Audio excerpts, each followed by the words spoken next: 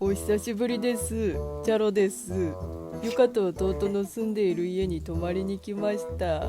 知らない道に興奮が止まりません。このお話は田舎から上京してきた小原が弟と二人暮らしをしながら立派な役者を目指すノンフィクションのようなフィクションのようなお話である。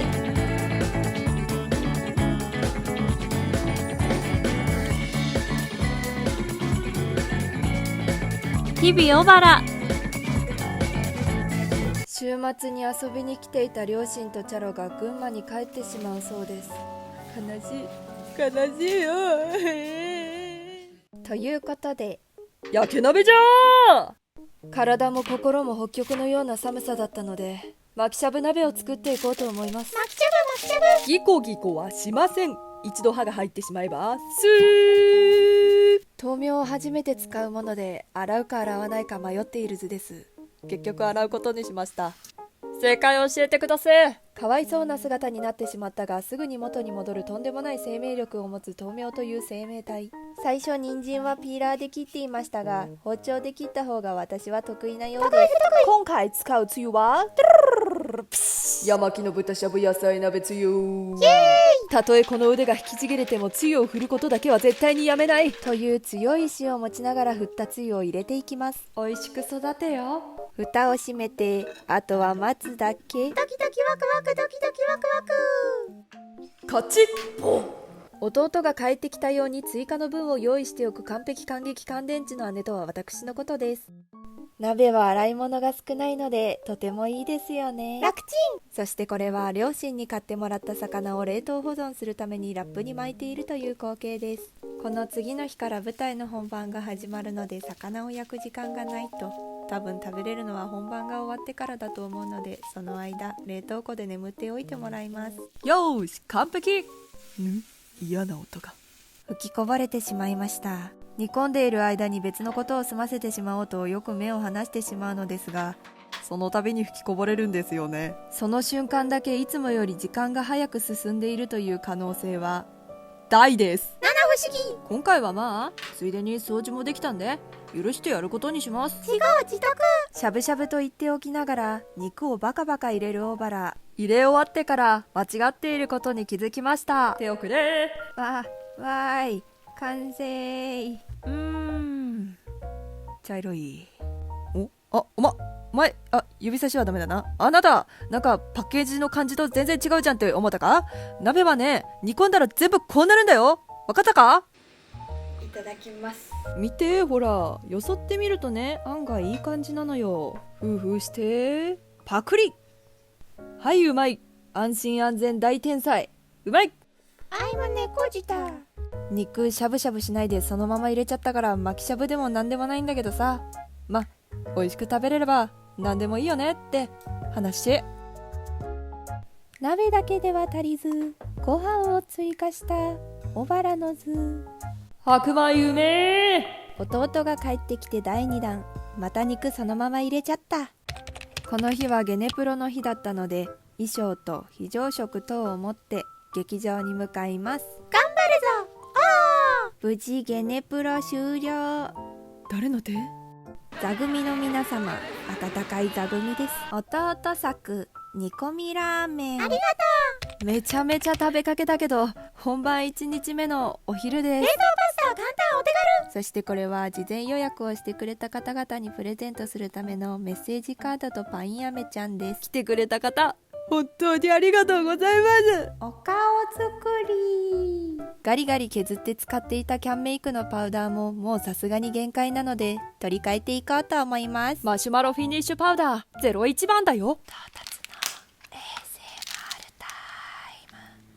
私はいつも寝るときに ASMR を聞いています。いつか ASMR の動画出せたらいいななんて思っております。終わり。初日終了。みんな大好きいつおが見に来てくれました。明日も頑張るぞ。役中になって顔が布みたいにボロボロになる夢を見ました。最近で一番ひどい精神状態ですわ。なぜこんな状態になっているのかというと、以前養成所のようなところに所属するためのオーディションを受けたのですが、この日の前日に合格通知、審査員書が届き、選んでもらえた、これから頑張るぞと意気込んでいました。しかしウェブ上で同じような境遇の方がびっちり。しかも私は今年の3月まで役者の専門学校に通っていて、そこでもかなり高いお金を払ってもらいました。合格をもらえて一部免除でも1年で100万円以上。それなのに私は選んでもらえたことが嬉しくて、金額のことをあまり考えず入学手続きを進めていました。でも突然気づいたんですよ。いや、高くないかと。いろいろ調べて、よくある養成所の仕組みだと知りました。明るい未来が突然真っ暗になったこと、何より親が稼いでくれたお金をこんな簡単に使おうとしてしまった自分に絶望し、こんな状態になっております。でも、こんな状態の人が多分何万といるから、役者の飽和状態になってるんでしょう。強く生きねばならぬ、強く生きねばいけない時だ。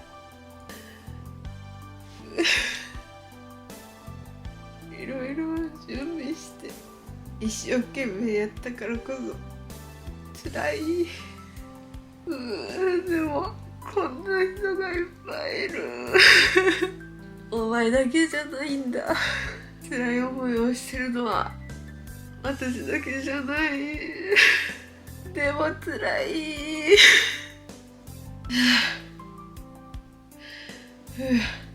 落ち着けよバラ。落ち着くんだ。こんな世界に自分から足を踏み込んだんだ。中途半端に諦めんなよ。やれることやるんだぞ。お見苦しい動画を失礼いたしました。頑張ります。ちょっと顔は寝起きとメガネでボロボロなので映せません。頑張ります。そんなことを言ってみたものの、前向きになれることはなく、しかもこの後バイトの初出勤だったので、かなりズタボロでした。褒められた。褒められた褒められた褒められた褒められた。説明しよう。小原は超がつくほどの単純人間。バイト先でメタンコに褒められて暗い気持ちが吹き飛んだのだよ。とっても不思議。自分でもやばいやつだなと思ってる。いただきます。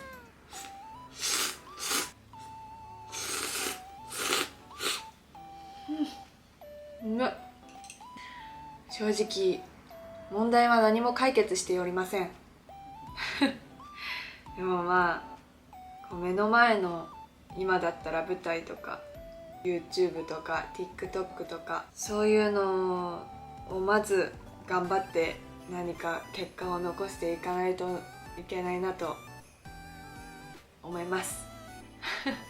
新しい環境に入れば何かいい変化が起こったりすることもあると思うけど、新しい環境に入っていい変化を遂げられるほど自分が成長していないなっていうことが分かっているので、今回は今の自分を成長させるためにやれる、お金をかけないでやれること、吉田羊さんとかはこう雑誌の舞台のオーディションを受けて小劇場でいろいろ経験を重ねて技術を上げて今テレビに出てたりするので、私ももっと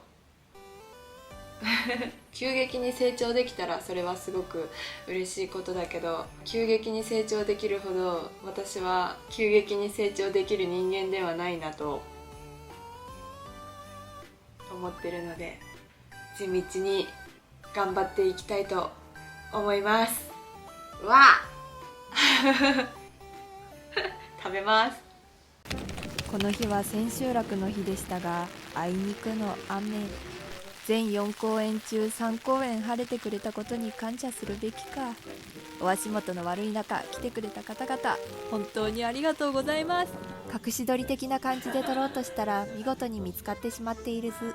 ご一緒した座組の皆様、最年少のくせに大暴れしまくった小原を優しく受け入れてくれた懐マリアナ海峡の方々、みんなの X の ID を概要欄に貼っておくのでぜひチェックしてみてください。今回出演した舞台「身代わりガスモック」は白シャツにグレーネクタイをしている三藤龍馬さんが初脚本演出を務めたヒーローコメディ作品です。24歳にして一つの作品を作り上げるとは。私も自分の脚本で舞台を作ることも目標の一つなので、いろいろ学ばせてもらいました。終演後は舞台を見に来てくれたパピーとマミーと共にお昼ご飯を食べました。差し入れもいただけちゃいました。本当にありがとうございます。夕飯はお母さんにもらったおでんパック。とっても楽ちん。姿を見せよう、おでんたち。うわー、おいしそう。いただきます。ちくわからいただきます。わお、湯気。夫婦必須、夫婦必須。パクリンジャフ。うめえ。味がめっちゃ染みてる。今回の舞台が専門学校を卒業して初めての舞台でした。そして初めて役者の仕事でお給料をもらえた日、嬉しい。ベリベリハッピー、ワイワイ。自分の好きなことでお給料をもらえるのはこんなにも嬉しいものかと。自分の好きとか努力したものが形になるってのは本当に素晴らしいことですね。この気持ちを忘れず日々地道に頑張っていこうと思います。今日もご視聴ありがとうございました。ありがとうございました。